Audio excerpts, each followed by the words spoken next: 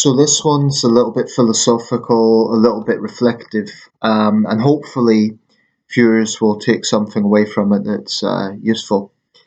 Um, I want to talk about the state of the world, really, and this is not going to be like a video where I'm analysing every single thing going on. I want to talk about how just generally it can be very, very easy to fall into cynicism about the way the world is right now. Um, The first thing I want to reflect on regarding this is I'm something of a student of history. I have a pretty good grasp of history.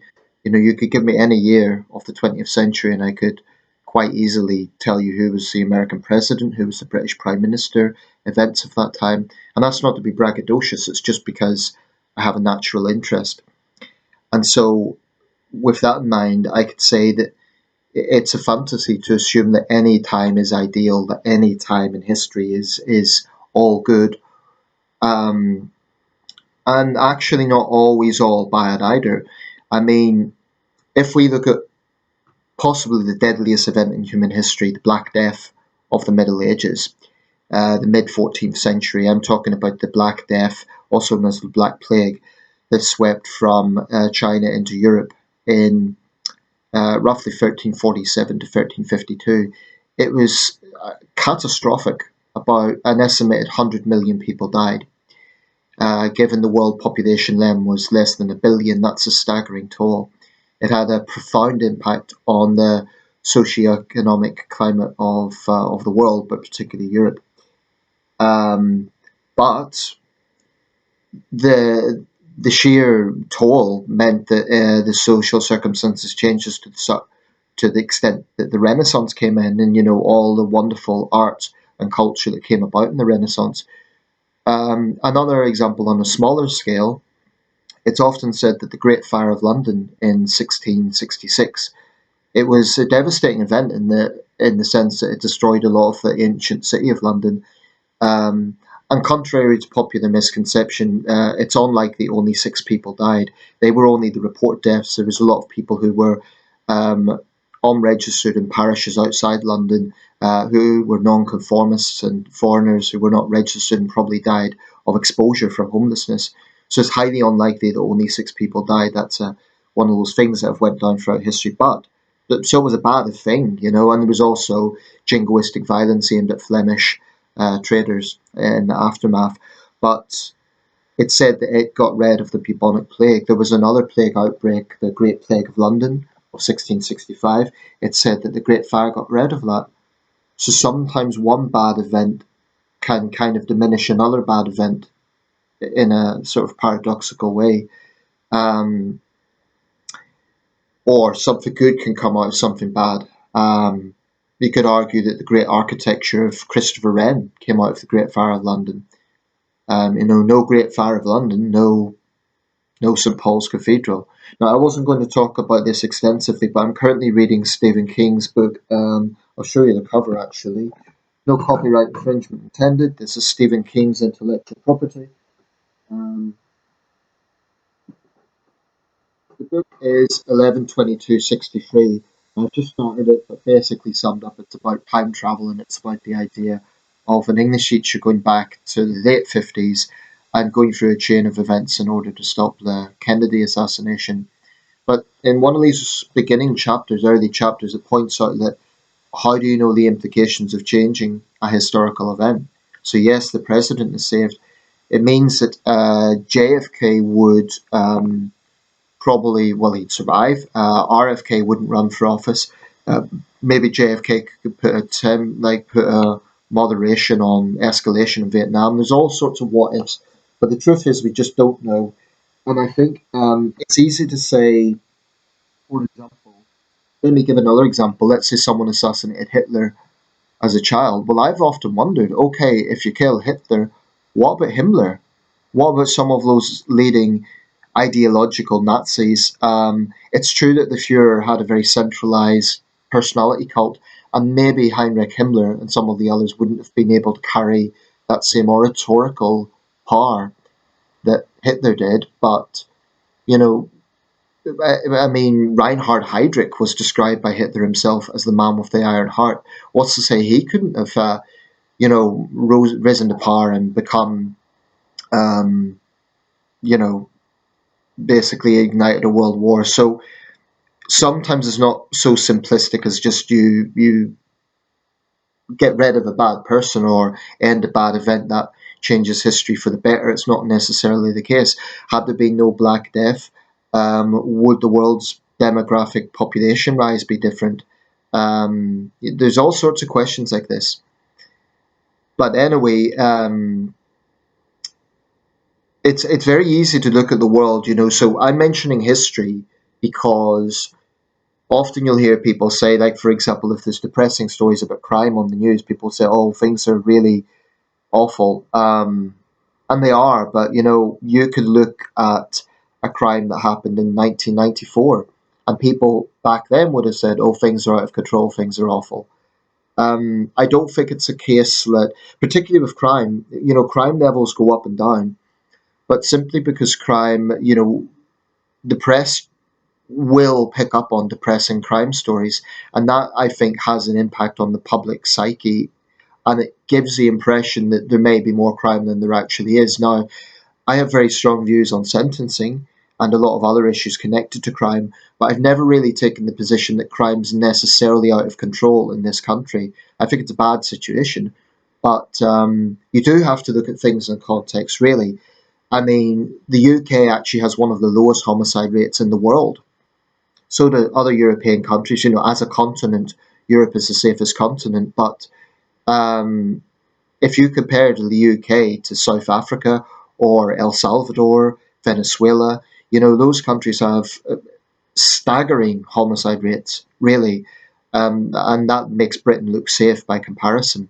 But that doesn't mean that we shouldn't take it seriously. It doesn't mean that we don't have a problem with toxic youth violence and other such things. And the key is tackling it before it does ever get to those levels.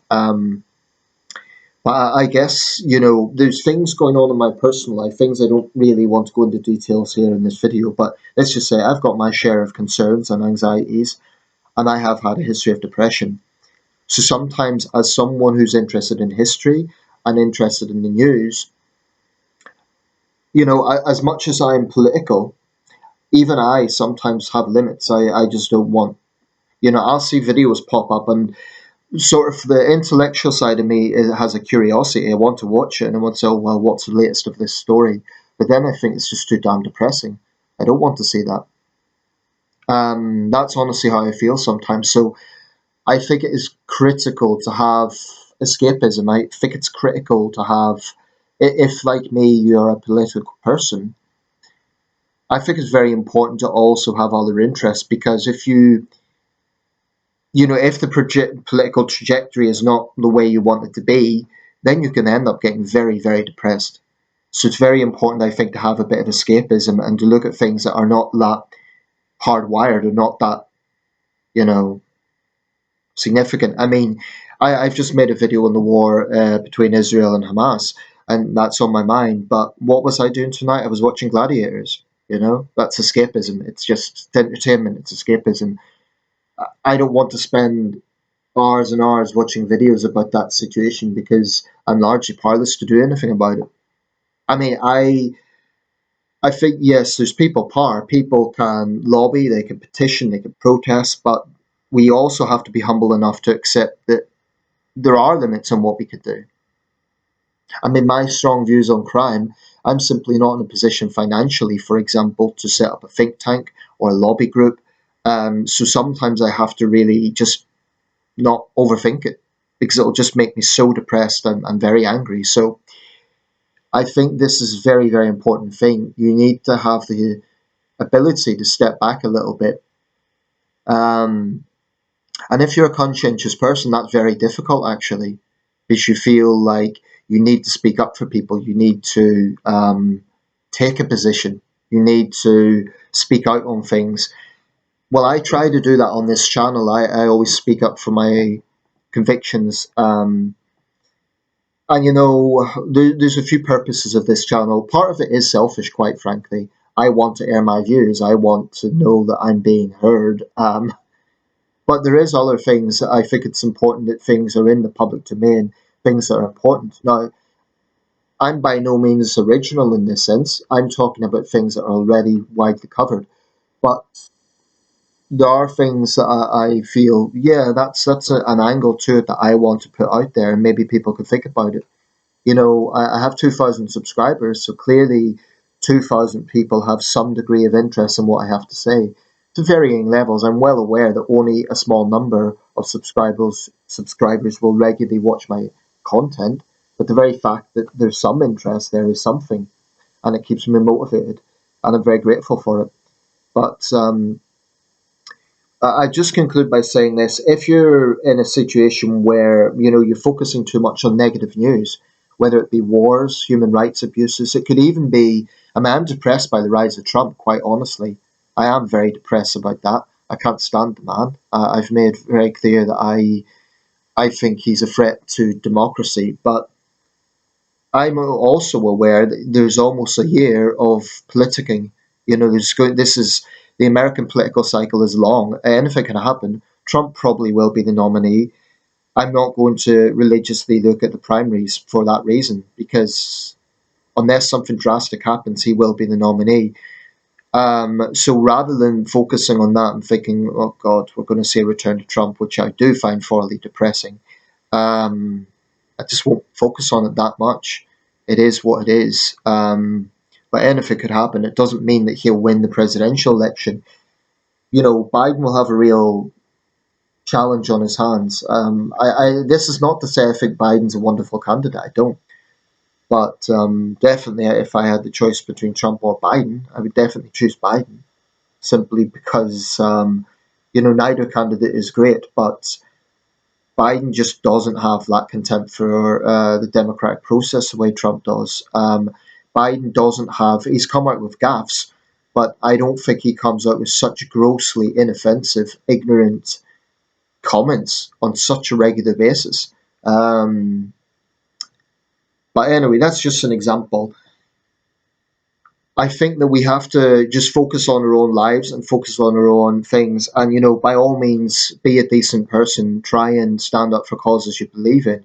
I try to, when I can, for example, I'll buy a drink for a rough sleeper. It's a tiny, tiny little thing, but I'm thinking, well, it's cold weather. That's something. I'm not getting them off the street. I'm not getting them into secure housing. But if it's just a tiny, tiny little thing to make their day a little bit better, so be it. I'll do it. Um, and if I'm in a position in life where I'm financially stronger, I'm in a position of power, then I can focus on doing more things. But I think it's very, very important to, we talk a lot about mental health nowadays. Well, if like me, if you're a political person, if you are interested in things, then inevitably you're going to be watching the news. But even political people need to sometimes cut off a little bit. We need to have escapism. Um, I'm reminded of the French philosopher Albert Camus, and he was asked, would he rather sit down with an intellectual discussion on philosophy or go to a baseball match? And he said he'd rather go to a baseball match. So, being informed about the world and being smart and taking an interest in things is wonderful, but it doesn't mean you sort of have to be. There's times that a degree of dumbing down and looking at the more trivial things in life is okay.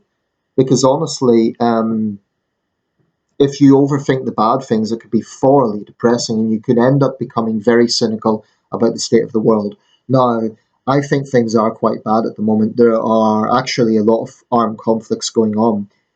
You know, Steven Pinker wrote a book about how violence was actually decreasing, but it's hard to see that in the last few years. There has been new wars breaking out, aside from wars that are ongoing. The world is a pretty violent place right now, and there is a lot of that famous countdown to midnight clock. There is a lot of scenarios where we're getting close to that. North Korea is as volatile as ever. China's making threats to Taiwan. Russia's making threats to Europe. There's tensions between East and West like no time since the Cold War. There's some very grim wars going on. There's severe human rights abuses going on in many cases. Um, it's grim. And then added to that, you look at the culture wars in Western societies. You look at the level of partisanship in American politics, and it's easy to get very depressed about this whole picture. But I would say that at any one time, somewhere in the world, there's something progressive going on. There's something positive happening as well. I mean, off the top of my head, certain species were on the brink of extinction several decades ago, and now they've significantly rebounded. That's a good thing. Um, and I'm sure there's other examples. The truth is, bad news usually makes more traction than good news. That's just the way the news cycle works. But it doesn't mean that it's all bad. Um, Elections, it depends if you're on the winning side or the losing side. So it's hard to say with elections. If your candidate loses and you cannot stand the candidate that wins, then you're going to be depressed. But then that's not really that isn't something that's all bad or all good, because it really does depend which side you're on. For the winning side, that's a cause of celebration. It's great. So we cannot take human beings as one homogenous sort of everyone's happy or everyone's sad, because at any one time you're going to get people who are very happy with the situation and people who are very unhappy. That's a way to look at it. But the world is never all bad. It's never all good for sure, but it's also not all bad all the time. That's not the case, and that's something to keep going. Anyway, let me know your thoughts. I think it's very, very important for those of us who are political, to not despair, not feel that. I mean, even if you get a situation where the political trajectory is going in the wrong way, it's never forever. It's never forever. Bad policies can take time to overturn.